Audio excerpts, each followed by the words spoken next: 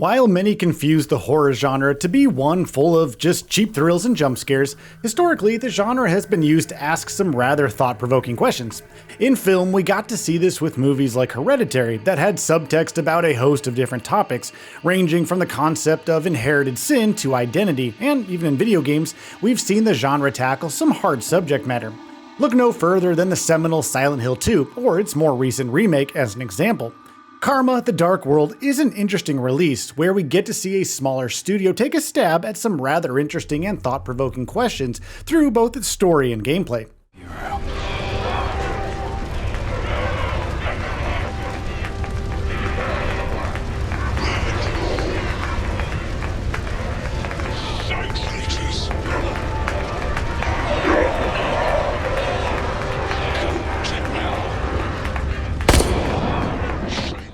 One of the first such questions Karma: The Dark World brings up is about the nature of memories. In the game, you take on the role of Rome agent Daniel McGovern, working for the Leviathan Corporation as a peacekeeper of sorts. As a Rome agent, you are tasked with investigating various small-scale crimes that might threaten the hegemony and power of the Leviathan Corporation. To do so, you will be exploring various crime scenes to find clues, and occasionally, your investigations might even end up taking into people's minds and memories. The idea of being able to explore the minds of people is where the game is able to flex its horror muscles. While the quote-unquote real-world parts of Karma: The Dark World tend to be generally creepy, with a sense of dread constantly weighing you down, the minds of the various people you get to explore are where most of the game's horror aspects intensify, becoming tense and oftentimes downright frightening. The parts of the game where you get to explore the minds of your suspects are often the most interesting, both visually and thematically.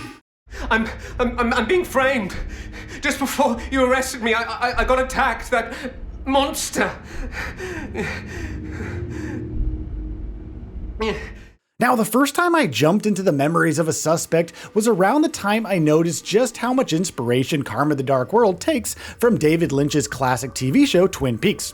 While the game doesn't have the campiness of the seminal show, it does feature similar surreal imagery, including a room draped in red where we get to experience some of our suspects' deepest regrets. The story in Karma: The Dark World is told in a non-linear fashion. The game kicks things off by having the player wake up with no idea of who or where they are. After a short bout of exploration, we meet another person who, in a series of events, straps us into a chair and throws us into the depths of our own mind. From this point on, the game makes your protagonist's role and objectives quite clear. Solve crimes, and in the process, maybe even figure out the nature of the Leviathan Corporation.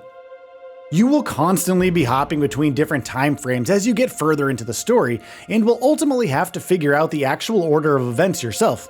The game does provide plenty of hints in its story through environmental clues, however. Subtlety also feels like it was not the priority when it came to the story of Karma: The Dark World.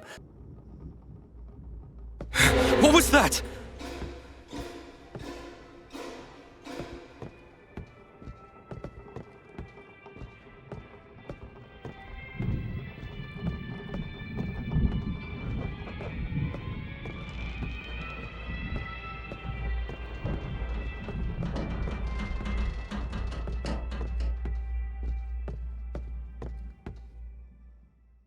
The allusions to classic dystopian fiction like 1984 is ever present, especially considering the role the Leviathan Corporation plays in the everyday lives of the game's citizens.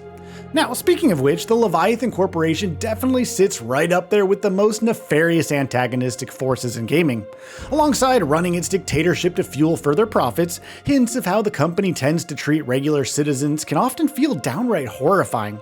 An early example of this pops up when you find a letter where a person was punished for picking up something they shouldn't have, ultimately being forced to live out the rest of their life as a pipe cleaner, while also losing what is referred to as quote-unquote social credit. At its most basic level, the core gameplay revolves around slowly and methodically exploring crime scenes in order to find the way forward. Obstacles often take the form of puzzles that can range quite a bit in difficulty, from just needing to find a hidden vent to figuring out the combination to a lock from environmental clues. A lot of the core gameplay structure feels like it was taken right out of a classic Resident Evil game, and unfortunately, things never really get much more complicated than that. There isn't really any combat in Karma: The Dark World, and the most you'll end up running when facing down a horrifying creature as you traverse a suspect's mind, and sometimes even hiding. Ultimately, the full extent of the gameplay falls under what the studio itself likes to refer to as a, quote, cinematic interactive story, end quote. Now, don't get me wrong, this is far from a walking sim where you just get to passively experience a story happening around you.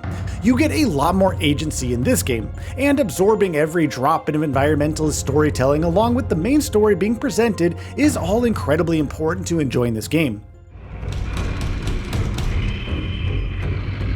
Faster! I must go faster!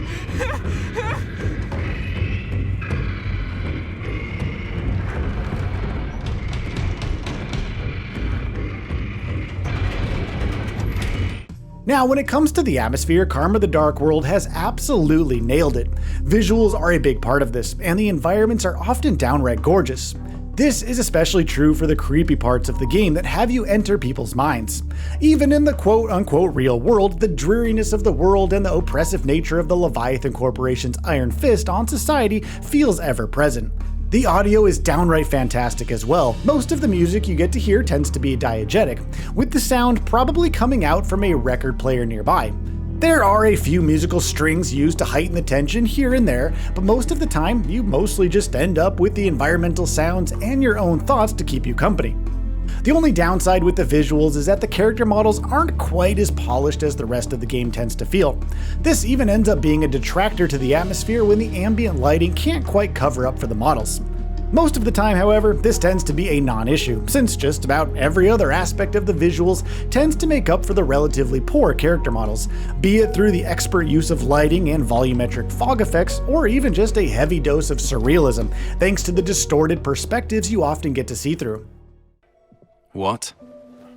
You never know which cards you're going to pick. But here's one thing for sure. They're all the absolute worst. After that, those curses are with you forever. Karma the Dark World is ultimately an interesting experience. It's the rare horror game where, while you're not killing things and counting bullets by the buckets, you're also not focused entirely on hiding. Rather, investigation is the most important thing here, and the puzzle design, even if somewhat simplistic at times, goes a long way in reinforcing this idea. Pair that with some deliciously thick atmosphere, courtesy of excellent visuals and audio, as well as an intriguing story that's being told in a compelling way, and you get a horror experience that is well worth your time.